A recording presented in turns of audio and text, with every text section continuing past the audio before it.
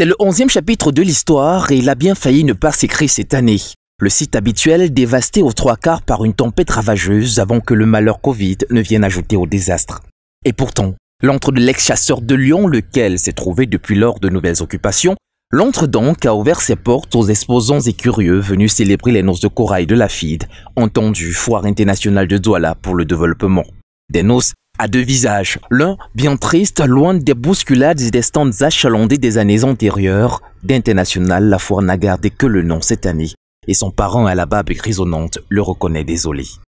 La toute première foire de Douala qui a eu lieu ici, elle partait du fin fond là-bas, jusqu'au bout, et de la cour jusqu'au fleuve.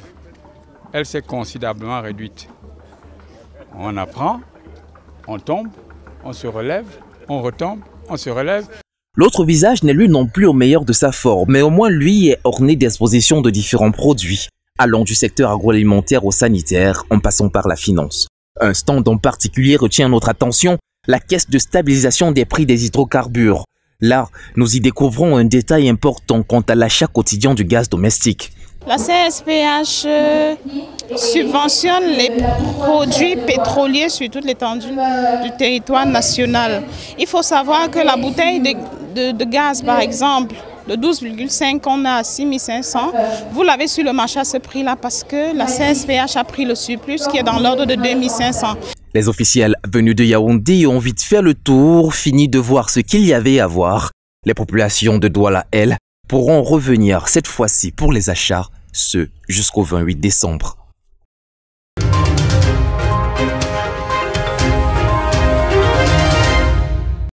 D'une encre indélébile, son nom sera inscrit dans l'histoire politique du Cameroun. Polycarpe Banlok, puisqu'il s'agit de lui, est le premier président du conseil régional pour le compte du littoral. C'était au cours du scrutin tenu le 22 décembre à la salle des fêtes d'Akwa à Douala. Il a ainsi été porté lors du vote qui a connu la participation de 84 délégués régionaux au suffrage valablement exprimé pour un bulletin nul, 4 abstentions et bien entendu 89 inscrits. Sous la bannière du Rassemblement démocratique du peuple camerounais, ce fils de la Sanaga maritime exprime sa reconnaissance et pose des jalons des missions à lui assignées. Je ne peux pas aller vers les chantiers sans remercier ceux qui m'ont fait roi.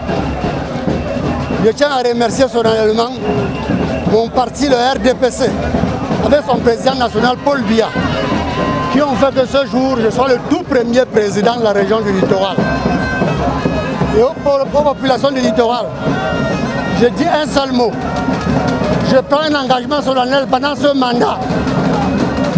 Chaque sous-préfet du littoral pourra aller au chef-lieu de son département sur une route goudronnée.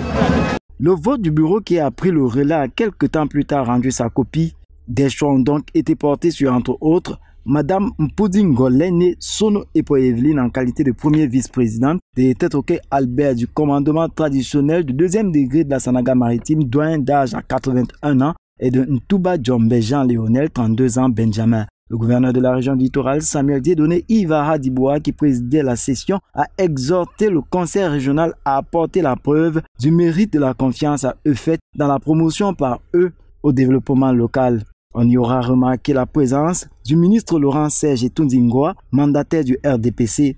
La cérémonie était courue et assaisonnée de danse, comme pour témoigner en soutien au conseil élu.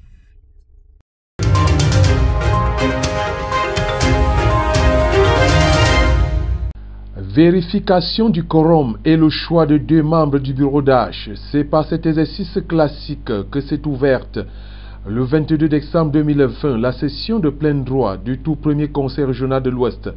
Ils sont 87 conseils régionaux, soit 3 du commandement traditionnel laménois dont la liste avait été rejetée et qui attendent le contentieux post-électoral. Le discours d'ouverture du gouverneur représentant de l'État. Mon plus grand souhait est certainement celui de nos populations et que ce bureau soit composé d'hommes et de femmes intègres, patriotes, efficaces. Suivra le mot du doyen d'âge Charles Tchoumchoua Djadjo, assisté du plus jeune issu de l'UDC, il a 26 ans. Peut donc s'ouvrir la séquence des élections des membres du bureau exécutif régional. Seul Dr Jules Ilef Foka du RDPC est en lice pour le poste du président régional. Il est élu par 68 voix contre 19 bulletins nuls. Notons que l'UDC dispose de 17 conseillers régionaux. Puis l'élection du premier vice-président, Madame Mandjoupé, toujours du RDPC, 66 voix pour et 21 nuls.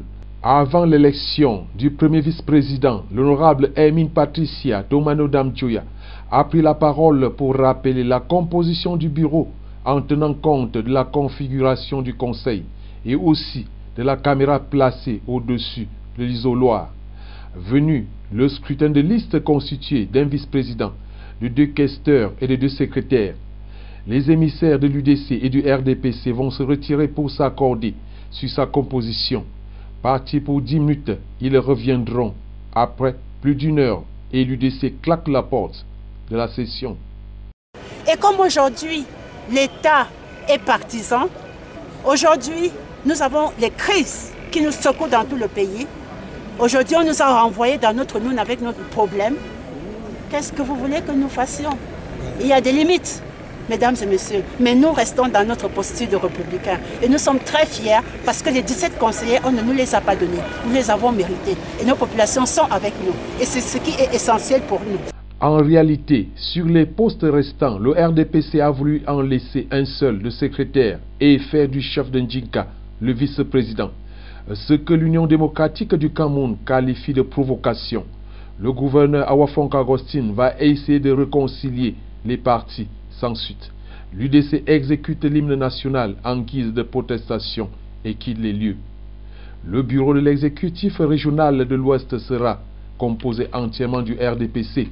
Dommage pour notre démocratie. Les différentes commissions ont été mises sur pied avec quelques réclamations en leur sein.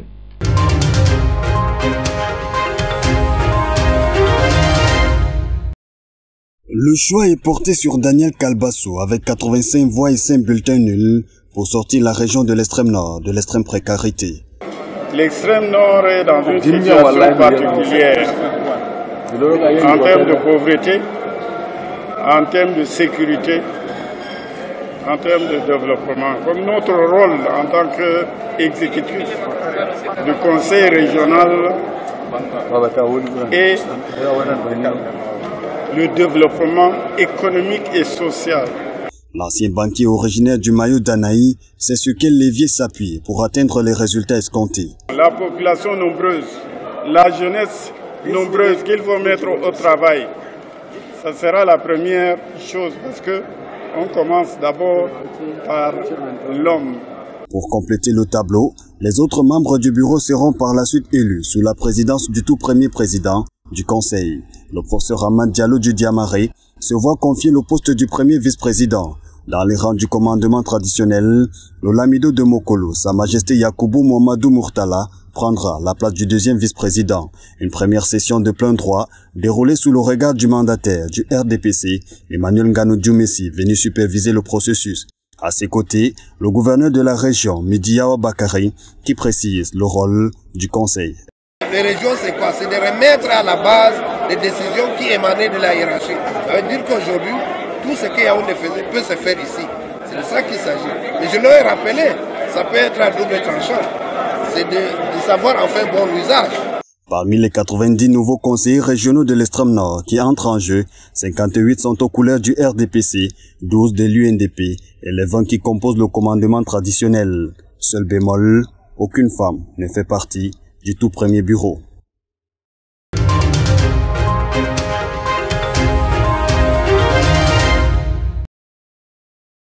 La place des fêtes de la ville de Baré-Bakem a vibré récemment lors de la cérémonie d'installation du maire et de ses adjoints par le préfet du Mungo face à une foule composée d'associations diverses, de délégués départementaux, de chefs traditionnels, entre autres. Il est important que cet exécutif soit installé.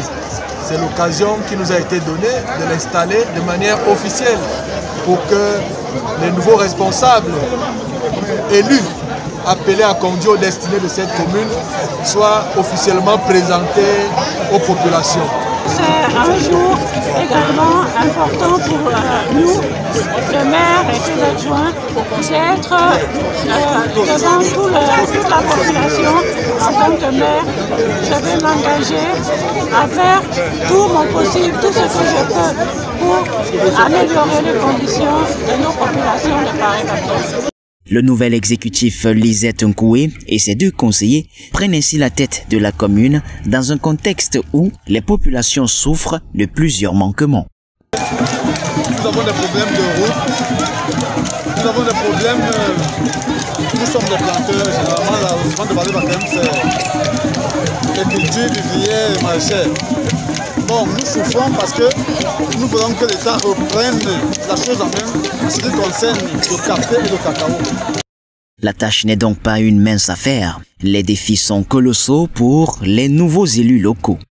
De manière spécifique, les populations de la commune de Barré attendent de vous, Madame le maire, l'ouverture des pistes agricoles à l'effet de permettre aux vaillants agriculteurs que compte cette commune d'écouler leurs produits.